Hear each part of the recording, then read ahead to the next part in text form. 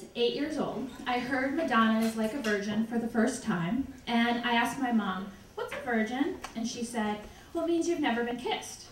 Well, then I'm not a virgin, because I've been kissed lots of times by you, and by Daddy, and by Grandma.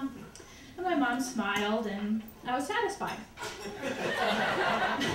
When I was 9 years old, I told my mom that I knew where babies came from. She said, "Really? Where?"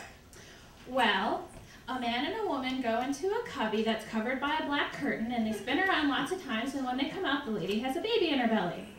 And my mom said, "You got it, good job." And I was satisfied.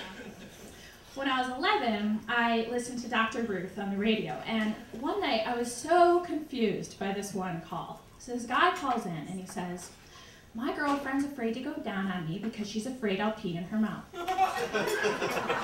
I could not make heads or tails of that question. I mean, go down where? And when did pee have anything to do with sex? Were we even still talking about sex? I don't know. I felt like I had a good grasp of the basics and anatomy, but I was lost. So the next day I go to my mom and to see if she can help me figure it out. I tell her about the call and I say, "Mom, what do you think he was talking about?" She said, "No idea, I couldn't even imagine." Now, I accepted that, but I thought that she could at least help me work it out. We could brainstorm a little, just spitball it, try to see if we could. So I said, "Well, no, I don't think it was weird." Dr. Ruth didn't seem to think it was weird. But I just, I can't picture it. I can't, down, where are they going? I don't understand. And my mom said, you must have heard wrong, because nothing in that makes any sense to me. So I believed her, but I felt strongly that she should have known, and I felt a little bit sad for her that she didn't. So overall, I wasn't really that satisfied. And I started to suspect that I was going to have to start figuring these things out on my own. When I was 12, my mom started to say, "Keep your pants on," every time my older sister left the house.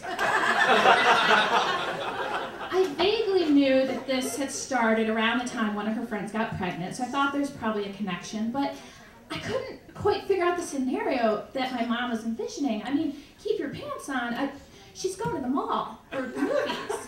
She's a grown woman. She knows when it's appropriate to be clothed and unclothed. I couldn't get it. And then one day my mom says, "Keep your legs together," as she walks out the door. And I just said, "But Mom, she's going swimming.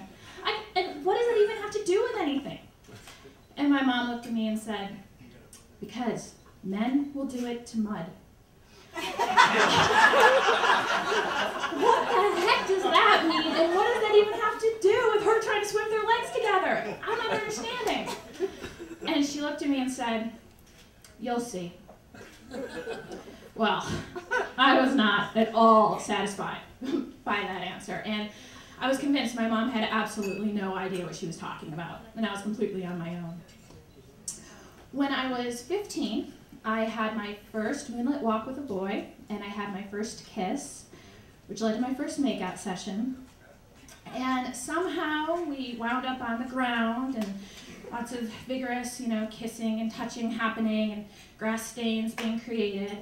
And all of a sudden, I kind of realized that I was probably well on my way to having yet another first experience here on this wet field. And I thought, it's been enough for tonight. Let's just call it a night. And but I couldn't quite figure out how to do that. Like, how do I stop this without looking like a dork or making him feel bad or whatever? So we're laying there, and I start to feel his knee like pushing down between my knees. And all of a sudden, I hear my mom's voice. "Keep your legs together." Oh, clamp my legs tight. Got it. Then I start to feel his hand sort of moving in the area of my waistband zipper, and I hear my mom, "Keep your pants on." Push his hands away. All right. So then, working more or less on instinct, I sort of wiggle to the side a little bit just to sort of get out from under him.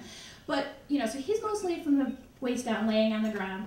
But we're still kissing, and it seems to be going well, and I was sort of relieved and a little bit confused to see that his passion hadn't cooled at all, still right there.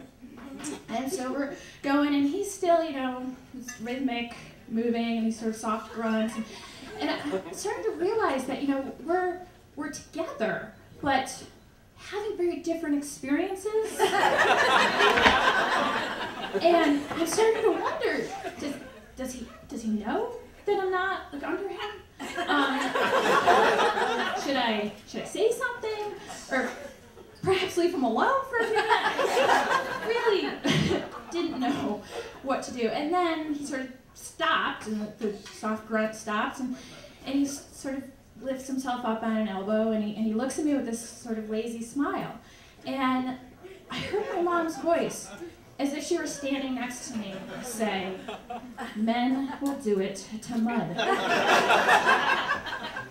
And in that moment, everything came together, and I understood for the first time that my mom knew exactly what she was talking about.